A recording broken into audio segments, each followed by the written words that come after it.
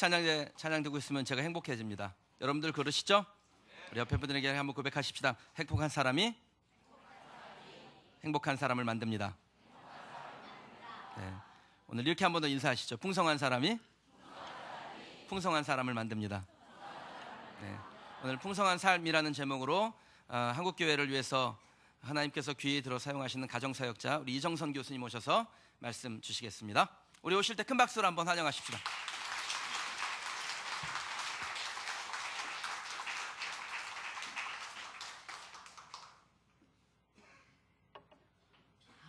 반갑습니다. 저는 교회 와서 이렇게 잔치해 온 느낌의 이런 데코레이션을 한 교회를 처음 봤습니다. 저희 풍성과 깃발은 주일 예배 학교나 있는 줄 알았는데 이렇게 어른 예배에도 이거 해주니까 너무 기분이 좋고 주일 예배 가면 맨날 일주일 동안 재짓고 와가지고 그냥 그 장례식장에 온 느낌으로 맨날 주여 하는 데만 보다가 여기 그린시티 교회에 이렇게 그냥 밝고 행복한 정말 저기 행복한 들어오면서 진짜 행복해졌습니다. 우리 너무 행복하죠? 네, 감사합니다. 제가 이제 여러분들하고 오늘 나누고 싶은 것은 풍성한 삶인데 저는 사실 이 주일 설교는 안 해봤어요. 수요 예배 설교를 했는데 깜짝 놀랐어요. 우리 목사님이 이거를 얘기를 하셔가지고 제가 알던 참 여러 가지가 제가 여기 그린시티 교회에 와가지고 많이 깨지고 있는데 평신도를 주일 예배에 세우는 교회는 여기밖에 없는 것 같습니다. 네. 저는 뭐 전도사도 아니고 강도사도 아니고 뭐 목사님은 더더욱 아니고 수요 예배는 강의를 해봤어도 이렇게 주일 예배는 처음 이렇게 드려보게 되는데 우리 목사님이 얼마나 이렇게 자유로우시고 천국의 자유함을 가지신 분처럼 너무 밝고 그래서 너무 행복해서 너무 좋았습니다. 하여튼 여러분들 너무 행복하시죠? 저도 행복하게 살았으면 좋겠습니다. 예수를 믿는 사람들이 맨날 죄져가지고 그냥 행복하지 않고 이렇게 찌그러진 인상으로 이렇게 사는 것보다 여러분들하고 오늘 풍성한 삶에 대해서 좀 나눴으면 해서 왔거든요. 저는 오늘 여러분들하고 나누고 싶은 부분이 뭐냐면 저는 하나님하고 사람하고 관계에 대해서는 이제 목사님이 많이 설명을 해주셨을 거예요, 그죠? 근데 저는 사람이 사람을 어떻게 사랑하고 어떻게 받아들여야 되는지, 그래서 그리스도인으로서 사람을 어떻게 이해하고 사람을 어떻게 사랑해야 되는지 이거에 대해서 저도 별로 배운 적이 없거든요. 그래서 여러분들하고 그 사람에 대한 이해를 하기 위해서 이제 그거를 나누고 더 여러분들이 풍성해지셨으면 해서 이제 왔는데요. 말씀을 좀 한번 띄워주시겠어요? 아까 요한복음 10장 10절 말씀. 네.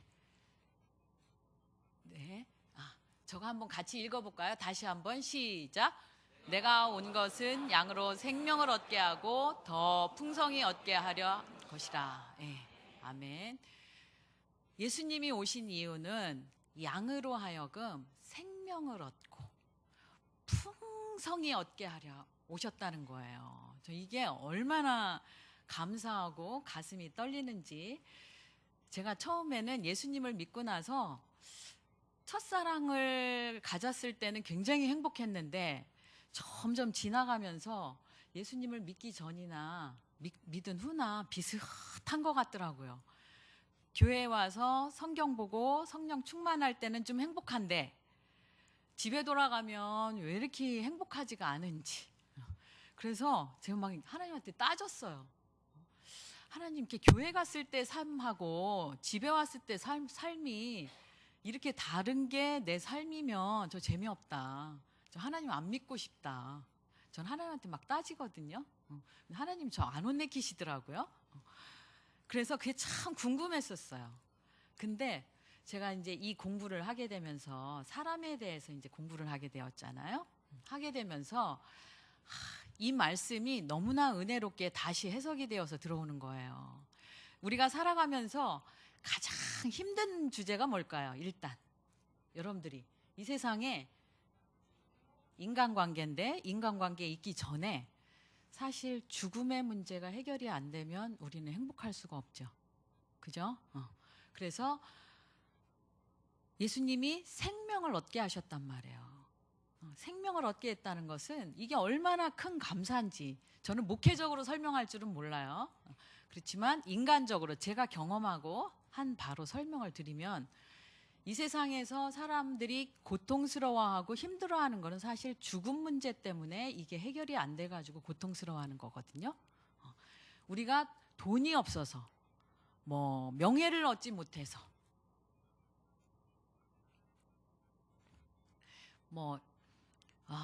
뭐가 없어서 뭐 학벌이 별로라서 뭐 이런 건 등등 주제로 사람들은 굉장히 괴로워하는 것 같지만 사실은 그 끝을 보면 그 끝이 뭐예요?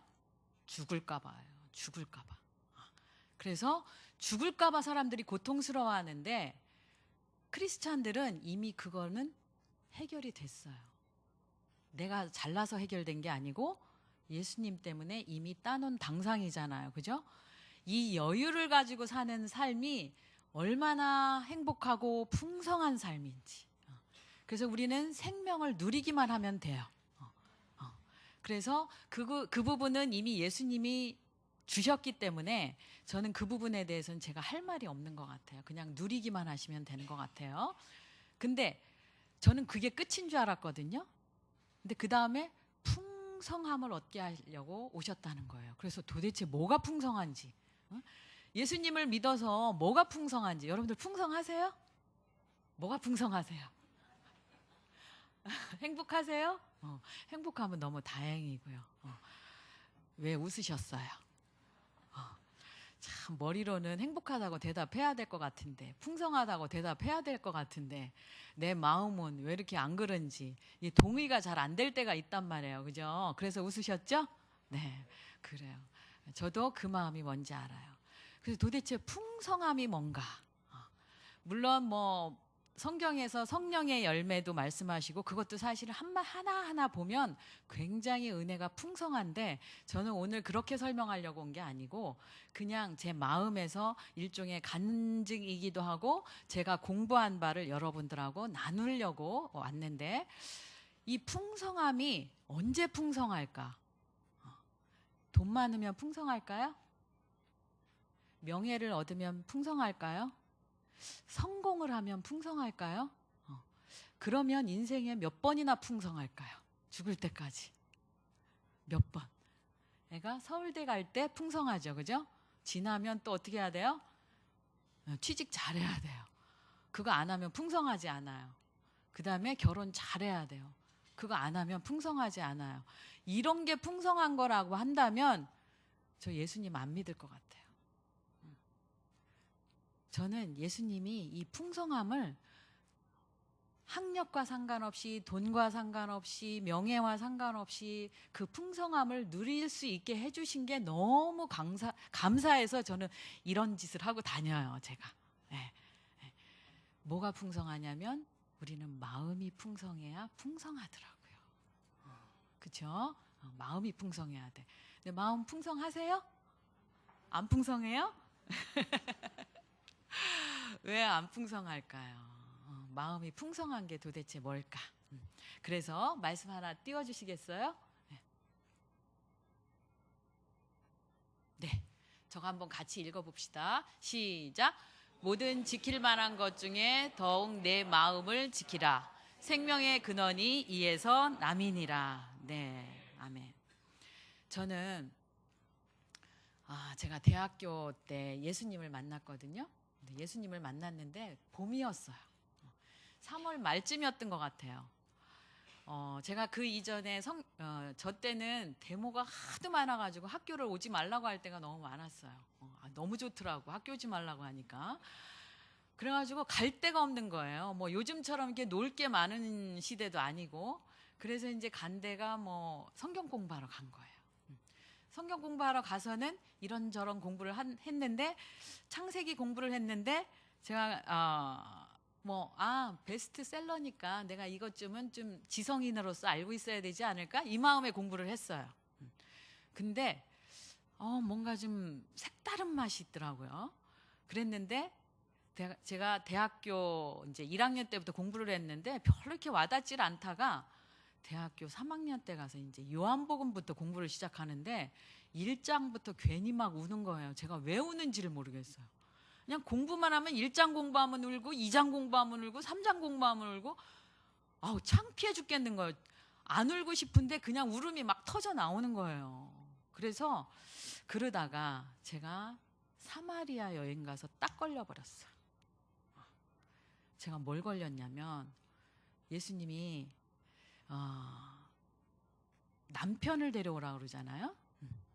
근데 제가 남편이 뭐지? 하고 보니까 남자친구일까? 공부일까? 직업일까? 취미일까? 뭐가 남자친구지? 아니 남편이지. 저는 이제 결혼 안 했으니까. 뭐가 남편이 될 만하지? 근데 제가 이거를 찾고 있었더라고요. 그래서 여기저기 헤매고 다녔더라고요. 정신적으로. 굉장히 우울했었어요. 근데 네가 찾는 그가 바로 나다. 이 말에 제가 그냥 빵 넘어가 버려가지고 엄청 울었어요. 나의 참 남편은 예수님이시구나. 그 남편은 뭐냐면 내가 영원히 존경하고 영원히 사랑받고 싶은 대상이더라고요. 이 세상에 그 어디도 그거는 없었어요. 제가 찾아봤을 때. 근데 예수님이 바로 내가 그러라 하실 때 거기에서 예수님을 제가 주로 영접했거든요. 그러고 났더니 저도 모르게 세상이 그렇게 밝아 보이고 오늘 이 그린시티 교회처럼 이렇게 밝아 보이는 거예요. 근데 그때 개나리꽃이 피었거든요. 그래서 제가 기억하는 거예요. 옛날에는 개나리꽃이 피면 그냥 폈나 보다. 봄이 왔나 보다. 뭐 그냥 그래서 그런 거지 뭐 이렇게 갔는데 그 예수님을 만나고 나서는 그 개나리꽃이 아닌 거예요. 작년에 개나리꽃이 아니고 노랑물이 뚝뚝뚝 떨어질 것 같은 거예요.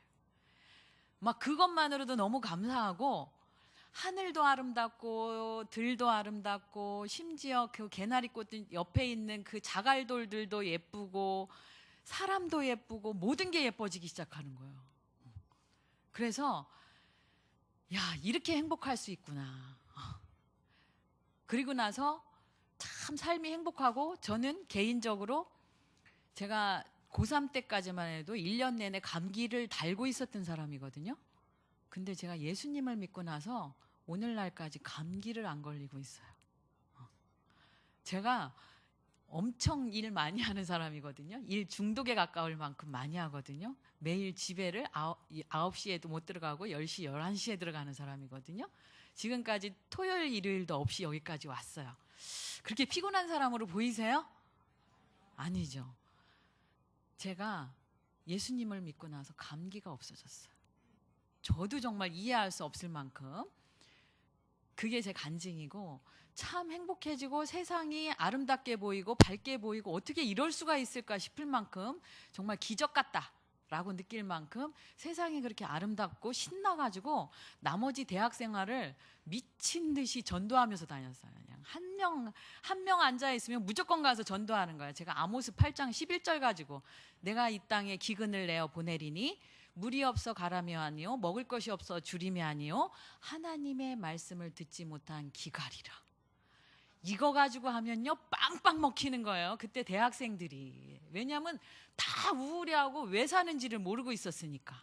근데 당신들이 그렇게 우울한 것은 하나님의 말씀을 듣지 못한 그 기갈이다. 그 갈급함이다. 하니까 막 거의 다 끌려오는 거죠. 이렇게 행복하게 지냈거든요. 근데 이제 문제는 한참을 지났는데 제가 의문이 생겼어요. 하나님, 왜 이렇게 행복하고 분명히 내가 변한 게 있는데 왜 하는 짓을 보면 똑같은 짓을 하고 있죠? 똑같은 짓을 하고 있어. 그래서 그게 참 의문이었어요. 제가 사람들 미워하고 있고요. 화내고 있고요. 막 계속 걱정하고 있고요. 근심하고 있고요. 이런 걸 하고 있더라고. 그래서 그럼 뭘 해야 되지? 성령 충만할 때는 그게 싹 사라져요. 근데 일상생활로 돌아오면 다시 또 와요, 그게. 이게 뭐지? 그래서 하나님한테 막 따졌어요.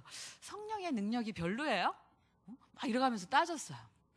어떻게 해야 되는 거예요? 아무리 회개를 해도 안 되고 기도를 해도 안 되고 그때는 되는데 일상으로 돌아오면 안 되는 거예요. 이게 계속 궁금했어요. 나는 어떻게 해야 되나. 그래서 그때부터 가졌던 제 의문이 뭐냐면 왜 크리스찬은 회개를 해도 안 바뀔까? 그래가지고 너무 궁금해가지고 제가 목사님들한테 물어봤어요. 왜 안 바뀌어요? 회개를 하는데 왜 안 바뀌어요? 그랬더니 한 70% 정도 되시는 분들은 원래 성격은 안 바뀌어요 이러더라고.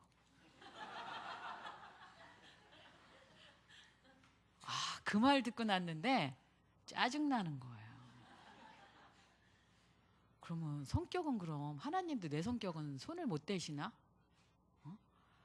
이게 너무 짜증나서 이거 어떻게 하죠? 그래서 늘 궁금해했었는데 제가 결혼을 했는데 이제 아이를 낳잖아요. 아이를 낳는데 어디서 너무 힘들었냐면 제가 애들을 보면 화를 내고 있더라고요. 왜 이렇게 화를 내는지, 왜 이렇게 혼내고 있는지. 그래서 막 혼내고 화내고 때려주고 이러고 나면 저녁이 되면 너무 가슴이 아픈 거예요. 내가 무슨 짓을 한 건가. 이렇게 자고 있는 아이들을 보면요 천사 같아요.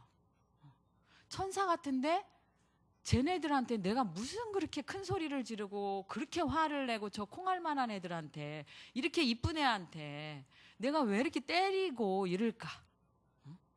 이게 너무 의문이었어요. 그래서 걔네들을 보면서 막 눈물로 기도하죠. 하나님, 내일은 제가 얘네들 때리지 않고 혼내지도 않고 소리 지르지도 않고 화내지도 않게 해주세요.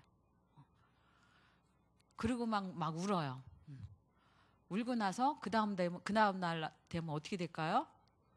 똑같아요. 똑같아요. 막 이게 어떻게 해야 될지 진짜 너무 힘들더라고, 저도. 그리고 제가 미친 것 같아요. 내가 미쳤나? 왜 이렇게 화를 내나? 안 내고 싶은데 그냥 나는 거예요. 그래서 제가 이제 그러다가 시작한 공부가 이 심리상담 공부였어요. 심리상담 공부를 하다 보니까 왜 내가 이렇게 안 바뀔까를 이해하게 되었어요. 아까 읽었던 말씀처럼 내가 내 마음을 모르는 거예요. 내가 내 마음이 어떤지를 모르기 때문에 내가 애한테 왜 화를 내고 있는지도 모르고 애를 왜 미워하고 있는지 모르고 왜 옆에 있는 집사님, 권사님 얄미워하고 왜 그분들하고 이렇게 갈등을 겪고 왜 이러는지를 제가 모르겠더라고요. 근데 이 공부를 하다 보니까 내 마음을 자꾸 들여다보는 이제 공부를 하게 되잖아요. 그러니까 마음을 들여다보니까 내 안에 화가 날 내 심리적인 구조가 있더라고요. 내가 그런 틀을 가지고 있더라고요. 저는 우리 애 때문에 화내는 줄 알았고요. 그 권사님이 이기적이라서 화내는 줄 알았고요. 내 남편이 못생겨가지고 화내는 줄 알았어요. 그래서 다 그들 탓이라 그랬어요. 근데 그게 아니고 내 안에 있더라고요. 말씀 하나 더 보여주시겠어요? 자, 같이 읽어봅시다. 시작. 내가 선을 행하면 어찌 낯을 들지 못하겠느냐? 선을 행하지 아니하면 죄가 문에 엎드려 있느니라. 죄가 너를 원하나 너는 죄를 다스릴지니라. 자, 아멘. 가인이 아벨을 죽이기 직전에 하나님이 찾아오신 거예요. 저게 하나님이 찾아오셔서 네 안색이 네가 분하고 네 안색이 변함이 어찌미뇨? 가인 너 얼굴이 왜 울그락불그락 하냐? 네가 선을 행했으면 왜 낯을 못 드냐? 계속 틀어주세요. 네. 선을 왜 행하지 아니하면 네가 왜 낯을 들지 못하겠느냐? 네가 선을 행하라.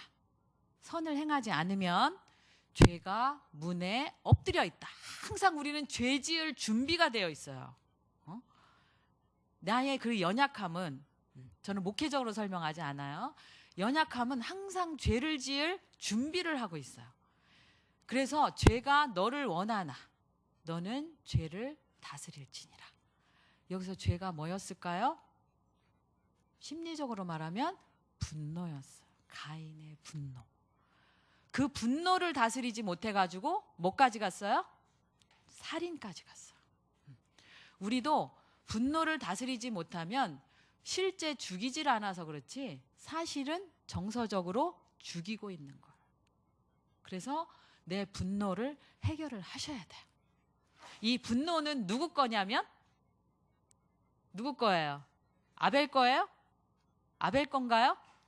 분노는 누굴 거예요? 가인 거예요. 가인 거. 자, 제가 예를 하나 들을게요. 제가 결혼을 했는데 저는 제가 만났던 모든 사람들의 예를 다 제 거라고 합니다. 결혼을 했는데 우리 어머니가 그때 이제 제가 놀토가 없을 때였어요. 제가 이제 학교에 근무하고 있으니까 토요일까지 일을 하다가 이제 시댁을 가잖아요.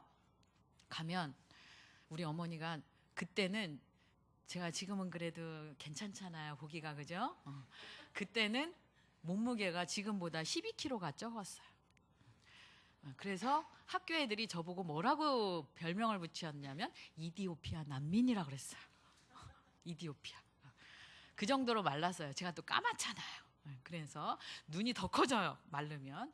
그런 상태였는데 제가 시댁을 가면 우리 어머니가 저를 뭘 시키냐면 그때 당시는 집집마다 수족관이 그렇게 유행이었어요. 수족관. 그래가지고 수족관이 있었는데 저만 가면 수족관 청소를 시키는 거예요. 여러분들 수족관 청소 해보셨어요? 진짜? 어휴, 진짜 해보셨구나. 아, 그럼 더 잘 공감하시겠네. 아유, 위로가 막 되네. 자, 근데 그 수족관 청소가 뭐가 힘드냐면 다른 것도 다 이렇게 다시 덜어놨다 다시 담고 이런 것도 중요하죠. 모래. 젖은 모래를 냄새가 안 날 때까지 닦는 거. 이게 엄청 힘든 거거든요. 근데 그거를 꼭 언제 시키시냐면 우리 남편이 친구 만나러 나갔을 때 저를 시키시는 거예요. 그러니까 이제 누가 해야 돼요? 제가 해야 되는 거죠. 저는 그때 우리 어머니가 엄청 연로하신 줄 알았어요. 젊었으니까. 근데 보니까 지금의 제 나이보다 3살이 적으셨더라고요. 근데 저는 우리 어머니가 연로하신 줄 알았어요. 그때. 그래서 제가 열심히 닦았어요. 그걸 닦아가지고 하는데 정말 죽을 것 같더라고요. 너무 무거워가지고. 이게 그냥 그 너무너무 마른 제가 이거를 하려니 얼마나 힘들겠어요. 그랬는데 제가 갈 때마다 그 청소를 시키시는 거예요. 그러니까 한 번 시키고 말았으면 제가 그냥 한 번이니까 그러니까 시키니까 해야지 뭐 이제 저도 이렇게 막 반항할 줄 모르는 사람이었으니까 했는데 이거를 번번이 시키시니까 이제 그 다음에 화가 나더라고 저도. 그러면서 얼마나 제가 뒷담화를 하냐. 어떻게 그럴 수가 있어? 제 세상에 이렇게 잔인한 시어머니가 있을 수 있나? 막 가서 친구들한테 막 욕하고 어머, 일하다 온 며느리를 어떻게 저렇게 이런 거를 시킬 수가 있어? 막 화가 나가 어쩔 줄 모르고 친구들한테만 했겠어요, 제가? 누구한테도 했을까요? 남편 가만 안 뒀죠. 어떻게 당신 어머니는 그럴 수가 있냐? 그럴 때는 어머니도 아니야. 당신 어머니야. 미우니까. 당신 어머니 왜 그러냐? 막 이래가면서 이제 막 난리를 쳤죠. 그래서 진짜 못됐다. 진짜 나쁘다. 이러면서 막 어머니를 보면 속에서 스물스물 뭐가 올라와요? 화가 막 올라오죠. 이러면서 가슴에다가 한을 품고 살았어요. 그러면서 누가 나쁜 사람이다? 어머니가 엄청 나쁜 사람이다. 막 이러면서 이를 갈면서 살았죠. 어머니도 이제 나중에 봐라 이제 내가 이제 연로하실 때 더 연로해서 못할 때 그때 나한테 무슨 꼴을 당하실지 몰라 막 이렇게 이를 갈면서 막 제가 했는데 상담 공부를 하다 보니까 하나님이 뭐라고 하냐면 하나님은 잘잘못을 잘 안 가리시더라고요. 이거 제 말이 아니에요. 판단하지 말라고 하시더라고. 그래서 어떻게 안 판단해요? 그거 할 때도 아니 저렇게 나쁜 짓을 하는 어머니를 어떻게 안 판단해요? 막 이랬어요 제가. 틀리잖아요. 제가 오라도 몇 번 오라? 100번 오라. 지나가는 사람한테 다 붙잡고 물어봐도 누가 오라? 내가 오라. 막 이 생각하니까 어때요? 더 화가 나. 어떻게 이럴 수가 있는가. 그래서 이거는 백발백중 어머니가 잘못한 거야. 그래서 어머니는 진짜 나쁜 사람이야. 제가 이러면서 일을 10년 이상을 갈았어요. 그렇죠? 막 이렇게 먼 일이 있으면 여자들은 다른 건 기억 잘 못하는데 시집에서 상처받은 것은 하나도 기억 빼놓지 않고 기억해요. 그죠? 여기 남자분들 그 많이 당하셨죠? 다른 것은 기억력이 없어. 근데 시집에서 당한 거는 어쩜 이렇게 토시 하나 안 틀리고 이렇게 기억을 잘하는지 그렇게 이제 화가 나 있단 말이에요. 그랬는데 제가 상담 공부도 하고 말씀도 보고 하면서 나는 이 화를 그럼 언제까지 가져갈 건가? 죽을 때까지 가져갈 건가? 그래, 우리 어머니가 잘못하셨어. 그래서 어쩌라고? 나는 그럼 계속 불행해야 되나? 막 별별 생각이 다 드는 거예요. 그럼 나는 우리 어머니를 내가 미워하면 내 마음이 행복한가? 편안한가? 그렇지도 않더라고요. 근데 사람 마음에서 보니까 내가 우리 어머니를 미워하려고 이렇게 살고 있나? 아니면 내가 옳기 위해서 살고 있나? 나 이렇게 잘났다고. 나 우리 어머니보다 내가 잘났다. 이러려고 사나? 아니면 내가 이기려고 사나? 어떤 분들은 또 싸울 때 이기려고 하는 사람이 있어요. 이건 또 어떤 사람이 이기려고 할까? 속에 열등감이 많은 사람들이 이기려고 그래요. 제가 이제 이런 자세한 거는 목사님이 저한테 다시 와서 하라 그랬어요. 이거는 설교로는 너무 짧으니까 제가 강의를 통해서 어떻게 이런 내 마음에 있는 열등감, 수치감, 죄책감 이런 것들을 해결해야 되는지는 조금 더 자세히. 그러니까 여러분들이 결혼을 하실 때 사실은 사람을 사랑하려면 우리가 부부가 되는 게 뭔지, 부모가 되는 게 뭔지 이런 거를 배우고 이걸 알고 결혼을 하셨어야 되거든요. 저도 마찬가지고. 근데 이걸 몰라가지고 부부가 어떻게 지내야 되는지를 모르는 거예요. 부모 역할을 어떻게 해야 되는지를 모르는 거예요. 그러다 보니까 상처를 서로 주다가 어떻게 하려고 그래? 어떻게 하면 더 세게 상처를 줄까? 막 이러고 있어. 그러면서 이기려고 하고 있죠. 그래서 우리가 참 내가 원치 않는 방향으로 막 가고 있는 거예요. 내 마음이 진짜 원하는 게 뭔지도 모르면서. 정말 내 마음이 원하는 게 그렇게 싸우고 헐뜯고 미워하고 화내고 이게 정말 원하는 걸까? 그렇지 않다는 거예요. 우리는요 행복하고 싶어 해요. 맞죠? 네. 그래서 제가 우리 어머니 얘기를 했으니까 결론은 이거예요. 제가 공부하고 말씀 듣고 하다 보니까 내가 우리 어머니를 판단하지 말자. 왜? 일단은 내가 행복해지기 위해서. 내가 행복해지기 위해서. 내 마음이 편안해야 세상 살기가 편하거든요. 그래서 그럼 내가 어떻게 해야 내 마음이 편할까? 나는 왜 이렇게 화가 날까? 어머니가 그렇게 시키는 게 왜 이렇게 화가 날까? 못하면 못한다고 하면 되고 힘들면 힘들다고 하면 됐는데 뭘 하고 있냐면 비난만 하고 있단 말이에요. 비난만. 그냥 어머니 힘들어요 이렇게 했으면 됐을 텐데 어머니 힘들어요 이랬으면 우리 어머니가 어떻게 하셨을까요? 그래도 해 이러셨을까? 아니거든요. 그러니 그럼 애비 시켜야 되겠다. 그래서 글로 가든가 아니면 저는 이제 나중에 생각한 것은 야, 어머니 저 너무 힘들어요. 그냥 사람 부르시면 안 될까요? 이렇게 했을 것 같아요. 제가 그렇게 해결했더라면 어떻게 됐을까요? 일도 수월하게 되고 제가 우리 어머니를 미워했을까요? 안 미워했어요. 우리 어머니 미워하지 않았어요. 결론은 내 안에 지혜가 없는 거예요. 무슨 지혜? 화를 풀을 수 있는 지혜가 없는 거예요. 내가 왜 화가 났는가?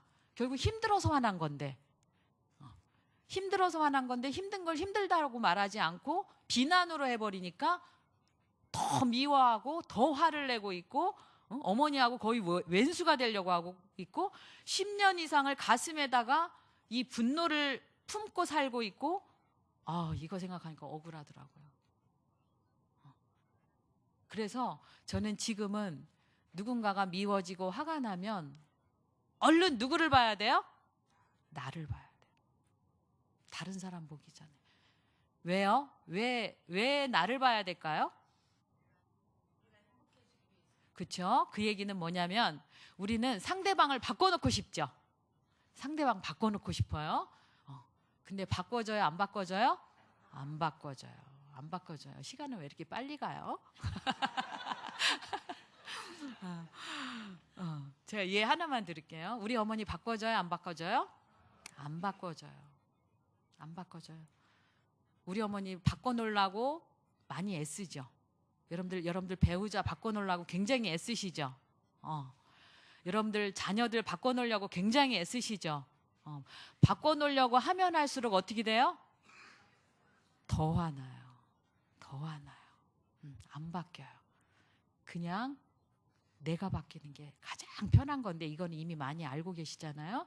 그러면 내가 왜 화가 났는가를 한번 보셔야 되는 거예요. 내가 왜. 저는 어느 때 화나는 사람이냐면 힘들면 화나는 사람이에요. 왜요? 에너지가 딸리잖아. 에너지가 딸려서. 그 다음에 여러분들 배우자한테 화나시죠? 왜 화나요? 돈을 많이 안 벌어와서?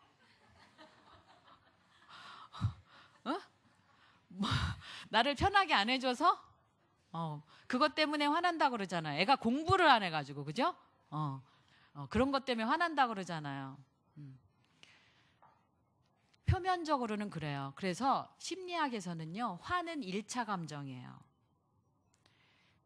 1차 감정이란 얘기는, 이거는 표면에 드러난 감정이란 얘기예요. 이 1차 감정이 일어나려면 그 밑에 2차 감정이 있어서 1차 감정이 일어나는 거예요. 화가 나는 거예요. 2차 감정은 뭐냐면, 저는 아까 힘들 때 화가 난다 그랬죠. 에너지가 딸릴 때, 체력이 딸리면 화나요, 저는. 남자들도 밥 안 먹이면 화나시죠? 그래, 빨리 밥부터 먹여야 되잖아요. 그죠? 그러듯이 저도 힘이 딸리면 화가 나요. 또 언제 화가 나냐면, 제가 옛날에 이러더라고, 우리 남편은요, 이렇게 스킨십을 별로 안 좋아하는 사람이에요. 이상하죠? 하여튼 이런 자세한 얘기는 할 수가 없어. 그래가지고 저희 아버지가 맨날 이렇게 뽀뽀하고, 막내거든요, 제가. 뽀뽀하고 맨날 끌어안고 이렇게 살아온 사람이거든요. 근데 우리 남편이 저를 끌어안지를 않는 거예요. 그래서 이상한 남자다, 이 사람. 그래가지고 제가 뭐라 그랬냐면, 그냥 뭐라고 했으면 간단할 걸. 나 안아줘 이랬으면 간단할 걸. 제가 뭐라 그랬냐면, 이 세상에 나같이 불행한 여자는 없을 거야. 알아들어요? 못 알아들어요? 못 알아들어요. 그랬더니 우리 남편이 한 이틀 지나가지고 꽃을 사가지고 왔더라고. 그래서 저는 잊어버린 거예요. 그렇게 말하고는 잊어버렸는데, 무슨 꽃? 그랬더니 당신이 대한민국에서 제일 불행하다며. 그래서 자기가 아무리 생각해도 뭐 때문에 그러는지를 이해를 못 해가지고 꽃이라도 사왔대. 여기서도 감동이죠? 근데 저는 이 사람이 못 알아듣는구나. 저는 알아들을 줄 알았어요. 그렇게 말하면. 이렇게 기가 막힌 이런 걸 뭐라고 하냐면 환상이라고 그래. 이런 건 환상. 자기 혼자 꿈꾸는 거야. 자기 혼자. 상대방은 알지도 못하는데. 그냥 차라리 안아줘 이러면 되는데, 이 소리를 못 해가지고. 왜 못했을까요? 자존심 때문에. 내가 뭐 구걸하냐? 막 이래가면서. 그런 쓸데없는 자존심 가지면 복잡해져요. 삶이 복잡해져. 행복한 삶은요, 심플한 데 있어요. 간단하게 사세요. 원하는 거 얘기하시면 돼요. 내 마음에서 아까 내 마음을 지키라. 내 마음은 뭐예요? 남편한테 사랑받고 싶은 거예요. 사랑받고 싶은 그 내 마음을 그대로 얘기를 하면 돼. 나 당신한테 사랑받고 싶어. 자, 옆 사람끼리 연습하세요. 자, 시작.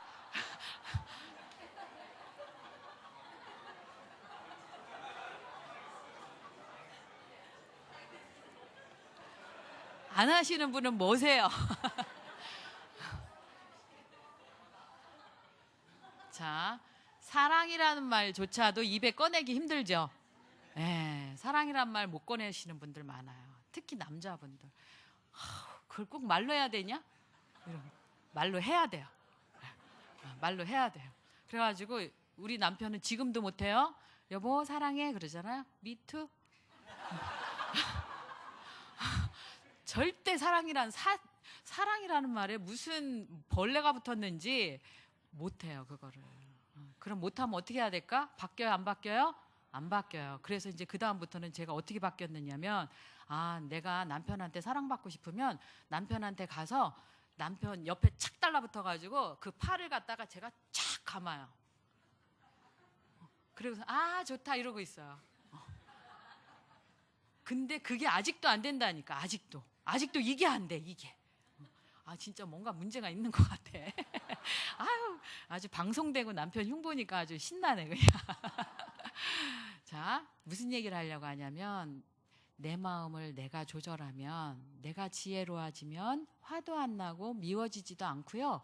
대신에 남편이 안 바뀌죠. 시어머니 안 바뀌죠. 아이 안 바뀌죠. 그럼 어떻게 해야 될까? 안 바뀌면 어때요? 슬픈 거예요. 이거는 밉고 화가 날 일이 아니라 이거는 슬픈 일이에요. 슬퍼하시면 돼요. 아무렇지도 않은 거예요. 이런 거 없어요. 그냥 슬퍼요. 그래서 하나님한테 제가 기도할 때는 하나님 좀 진짜 맨날 슬퍼요. 우리 남편 나 이렇게 끌어주는 거 이거 그 사람이 이 팔이 올라가는 게 고장났나 봐요. 슬퍼요. 나도 때로는 안기고 싶고 이런데 맨날 내가 가서 나 좀 안아줘 이렇게 해야만 안아주는 사람. 나 당신한테 사랑받고 싶어. 그랬는데 이제 요즘에 조금 눈이 뜨셨어요. 이 귀가 좀 열렸어요. 그래가지고 이제 좀 듣고 있어요. 이제는. 근데 엄청 쑥스러워요. 자, 무슨 얘기 하려고 하냐면 우리는 다른 사람을 바꿔놓으려고 하거나 다른 사람을 이기려고 하거나 다른 사람을 판단하고 비난하고 정죄하고 그러면 뭐밖에 안 나요? 화밖에 안 나요. 그렇게 해서 바뀌어지지 않아요. 우리는 어떻게 해야지 되냐면 그 사람을 있는 그대로 그 사람 나 안아줄 수 없는 사람이구나를 그대로 받아들이시고 그리고 나서 어떻게 하면 돼요? 하나님 앞에 가서 우시면 돼요. 울면요 철학 맞을 것 같아요? 어떨 것 같아요? 채워주시는 하나님의 놀라운 은혜가 있어요.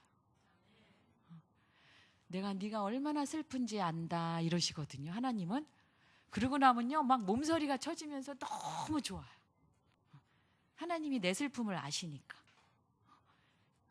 그래서 저는 그때마다 뭐를 느끼냐면 뭘 느낀다는 거예요 지금? 제가 오늘 전하려고 했던 게 뭐예요? 풍성한 사람. 그럴 때마다 내 마음이 풍성함을 느껴요. 없는데 풍성하죠. 그죠? 가진 게 없는데 풍성해요. 그리고 내가 미워하지 않고 화내지 않고 누군가를 정죄하지 않고 그다음에 요 얘기 하나만 하고 끝낼게요. 요즘에 화내는 사람도 참 많아요. 제가 국민 감정이라고 그래요. 이 화내는 걸 하도 화내는 사람이 많아가지고 근데 거기에 또 뭐가 많냐면 우울한 사람도 많아요. 우울이 뭔지 아세요? 우자는요 근심 우자예요. 울자는 빽빽할 울자예요. 뭐가 빽빽해요? 근심 걱정이 빽빽하면 우울이에요. 그게 우울이에요. 우울한 사람들은요 제가 뭐라 그러냐면 신에 도전하는 사람이라고 그래요. 하나님한테 도전하는 사람. 무슨 말이냐면 사람하고 우리가 하나님의 형상을 따라서 만들어졌지만 하나님하고 구별되는 게 참 많이 있거든요. 뭐가 안 되냐면 우리는 아무리 생각으로 해도 안 되는 게 많아요. 불가능한 게 많아요. 근데 우울한 사람들은요, 뭐 하고 있어요? 자기 혼자 고민 다 끌어안고 해보려고. 뭔가 해보려고 하다가 안 돼서 좌절해서 느끼는 감정이 우울이에요. 이 마음을 다스리고 이 마음을 잘 보면요, 이게 내가 가능한지 불가능한지를 구분만 해내도 우리는 심플해져요. 내가 안 되는 게 많거든요. 우리 남편 변해요? 안 변해요. 그냥 안 변하면 안 변하는 걸 받아들이면 그냥 슬픔만 남아요.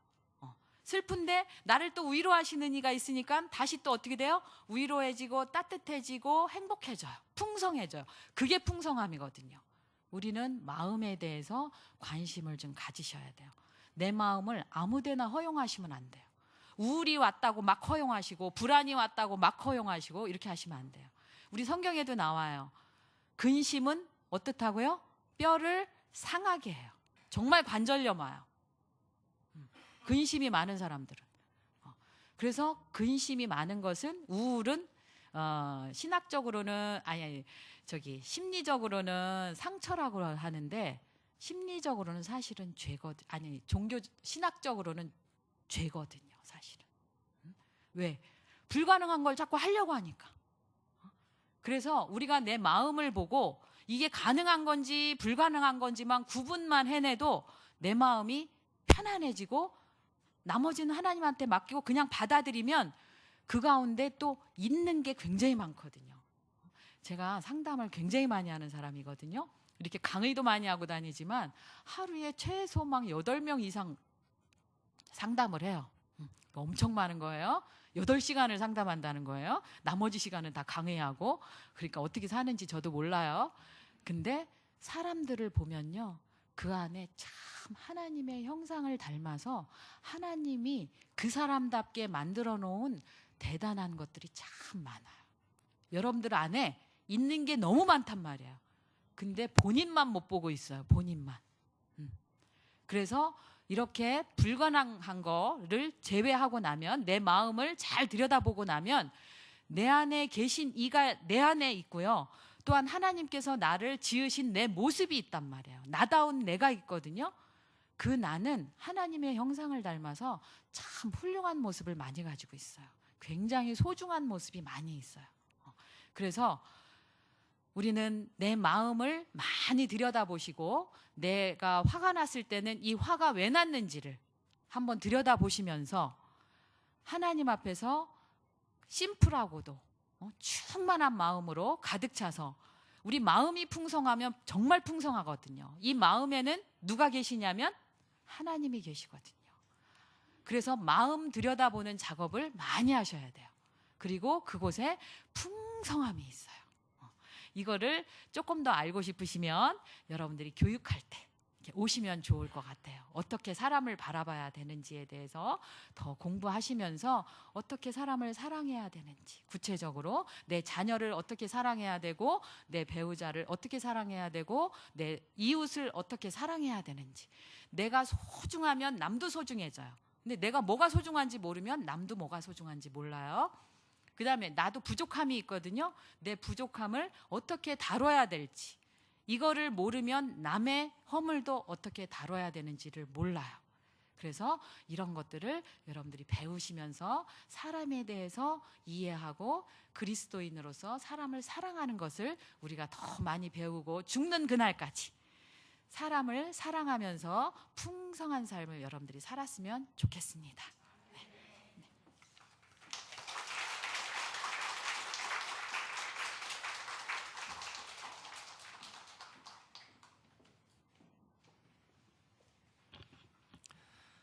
여러분의 삶에 풍성함이 있기를 원합니다. 우리 옆에 분에게 한 번 더 고백하십시다. 저는 풍성해지고 싶습니다. 한 번 더 고백하시죠. 당신도 풍성해진 사람이 되길 원합니다. 말씀을 듣는 중에 제 마음 가운데 그런 생각이 들었습니다. 어떻게 하면 저 성도를 바꿔볼까? 그랬는데 그리고 막 마음이 막 승질이 나요. 그러지 아니하고 내가 나를 먼저 봐야겠구나 그런 생각이 들었습니다. 또 강의 듣는 중에 어떻게 하다 보니까 한 여인과 눈이 마주쳤는데 그러지 말아야겠다. 그 여인 좀 바꾸려고 하지 말아야겠다 그런 생각도 들었네요. 예.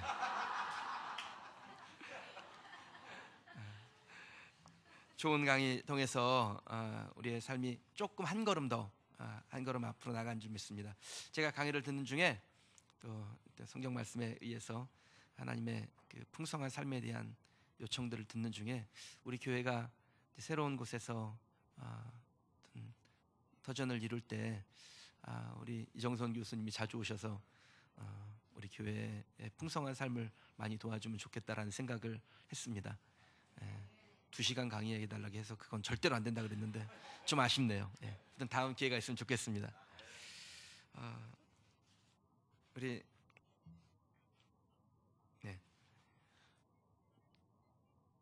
작년에 그 찬양 경연 대회, 우리 행복의 그린 찬양 대회에서 우승한 셀이 특송하는 중에 준비하신 예물 하나님께 올려드리겠습니다.